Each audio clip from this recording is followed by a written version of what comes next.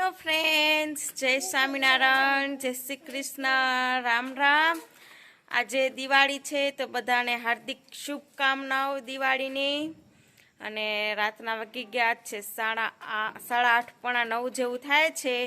આજે હું તમને બતાડીશ અમારા ઘરનું ડેકોરેશન, દિવાળીનું અમે કેવું ડેકોરેશન કર્યું છે એ તો તમે જોઈ શકો છો। મારી પાછળ સરસ મજાનું તમને ડેકોરેશન દેખાય છે। તો તમને કેવું મારા ઘરનું ડેકોરેશન લાગે છે એ કોમેન્ટ બોક્સમાં બતાવજો।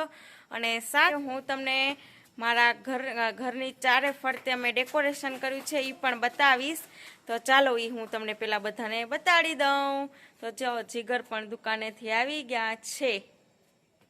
હવે એ કરે છે ફટાકડાની તૈયારીઓ અને સાથે ફટાકડા ફોડે છે જીગર અને દિવ્યા।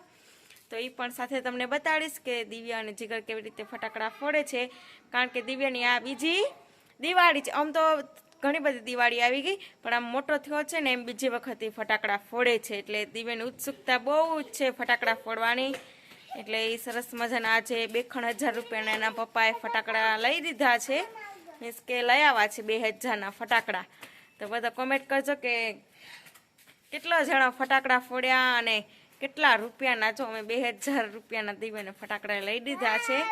હજી તો નાનો છે એટલા માટે 2,000ના જ લીધા હતા। તો ઘરની ચારે કોર આપણે સરસ મજાનું ડેકોરેશન કર્યું છે। સાથે તમને બધું બારેનું ડેકોરેશન ને બધું બતાડું। તો ચાલો બતાડું તમને બધાને ડેકોરેશન મસ્ત મજાનું। થોડુંક અંધારા જેવું લાગશે કારણ કે આપણે રાતના ડેકોરેશન બતાડું છું એટલા માટે તમને।